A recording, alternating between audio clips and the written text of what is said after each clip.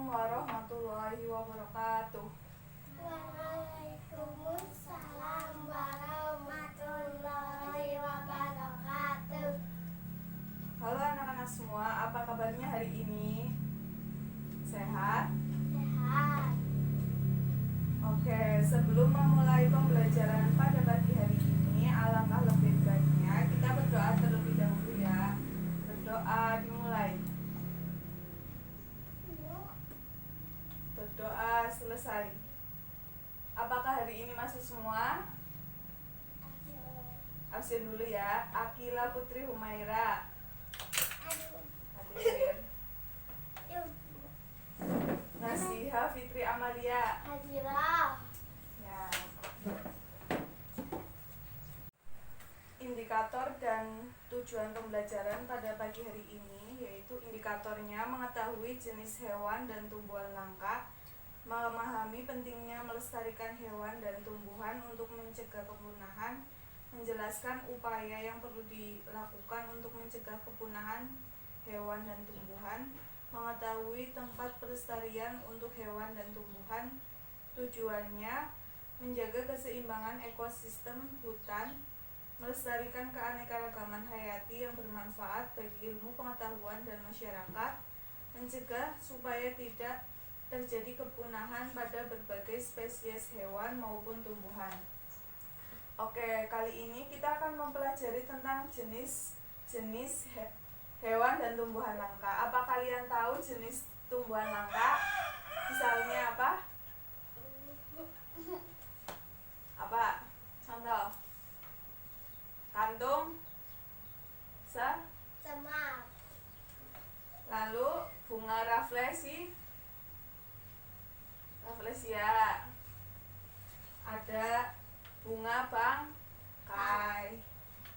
Lalu hewan langkanya ada harimau Sumatera, burung cendrawasih, komodo, badak bercula 1, dan elang Jawa. Karena hewan dan tumbuhan tersebut langka, jadi kita harus melestarikan hewan dan tumbuhan tersebut supaya populasinya tidak mengalami kepunahan. Tumbuhan langka itu jumlahnya sangat sedikit atau jarang ditemukan dan jumlahnya di seluruh dunia kurang lebih 10.000 spesies. Nah, hewan dan tumbuhan langka sangat berguna bagi kehidupan manusia. Oleh karena itu, manusia harus menjaga keberlangsungan atau kelestarian hidup. Dengan adanya keberlangsungan atau pelestarian dari hewan dan tumbuhan, akan terjadi keseimbangan ekosistem. Hal ini ditandai dengan rantai makanan yang tidak terputus. Adapun perubahan pada salah satu komponen bisa mengaruhi komponen lainnya.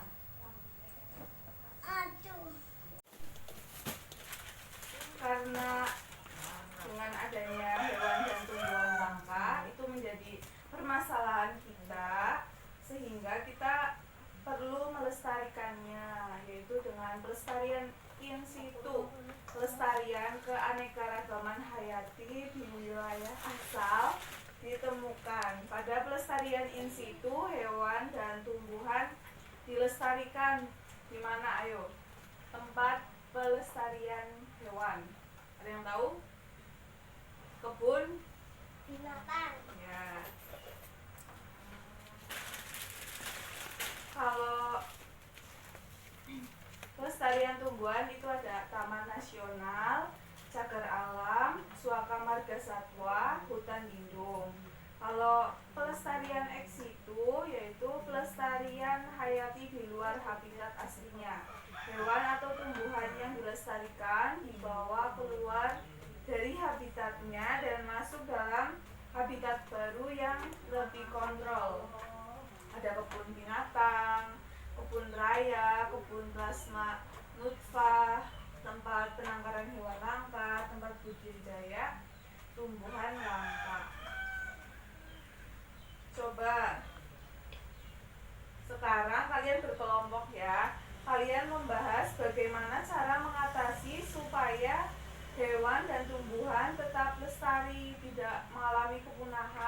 spesiesnya masih ada. Yuk. Terlebih dahulu untuk mengatasi cara supaya hewan dan tumbuhan kita tetap lestari, ditunggu 5 menit ya. Kalau sudah langsung serahkan kepada ibu.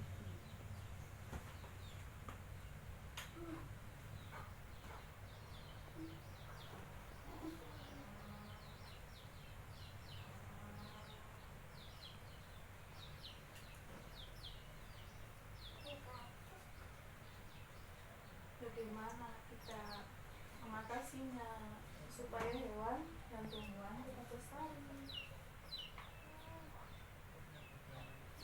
Sudah atau belum? Ya, 1 menit lagi.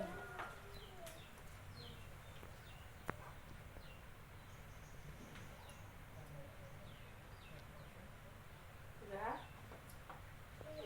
Sudah? Sudah atau belum? Sudah selesai.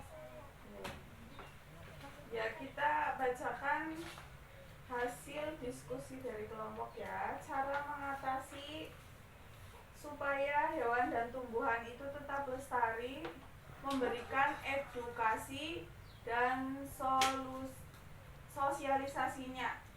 Ya, betul sekali, kita harus memberikan edukasi kepada masyarakat, memberikan sosialisasi supaya bisa melestarikan hewan dan tumbuhan yang langka. Lalu mendukung upaya pelestarian lingkungan. Dan kita juga perlu melakukannya dengan tebang pilih pohon. Jangan menebang secara liar, terus jangan melakukan pemburuan liar, misalnya harimau Sumatera dijadikan kulitnya itu dijadikan jaket atau apa, itu tidak boleh. Terus membuat penangkaran hewan seperti kebun binatang, cagar alam, seperti itu. Lalu membuat papan larangan. Jadi dilarang di hutan itu untuk menebang pohon yang langka supaya jumlahnya tidak semakin sedikit. Lalu yang selanjutnya yaitu melaporkan orang yang berburu satwa liar. Ya, jadi jika kita mengetahui ada orang yang berburu hewan langka seperti hewan Sumatera, burung cendrawasih, elang Jawa, komodo, kita harus melaporkannya ke pihak yang berwajib. Lalu hindari transaksi binatang langka sehingga binatang langka itu tetap terjaga. Lalu mencegah adanya perjualan hewan langka di pasar lokal dan ikut serta program pelepasan hewan langka di hutan dengan melepaskan hewan langka yang kita temui. Baik, sebelum mengakhiri pembelajaran pada pagi hari ini, alangkah lebih baiknya kita berdoa terlebih dahulu ya. Berdoa dimulai. Berdoa selesai. Hati-hati di jalan ya untuk pulangnya. Lalu alasan milih subtema lestarikan hewan dan tumbuhan dan model pembelajaran problem based learning karena melestarikan hewan dan tumbuhan sangat cocok dengan model pembelajaran problem based learning karena perlu memecahkan masalah apa yang harus dilakukan untuk melestarikan hewan dan tumbuhan sehingga mencari solusi dari permasalahan tersebut. Jadi kita bisa melestarikan hewan dan tumbuhan yang hampir punah dan untuk mencegah kepunahannya. Sekian, wassalamualaikum warahmatullahi wabarakatuh.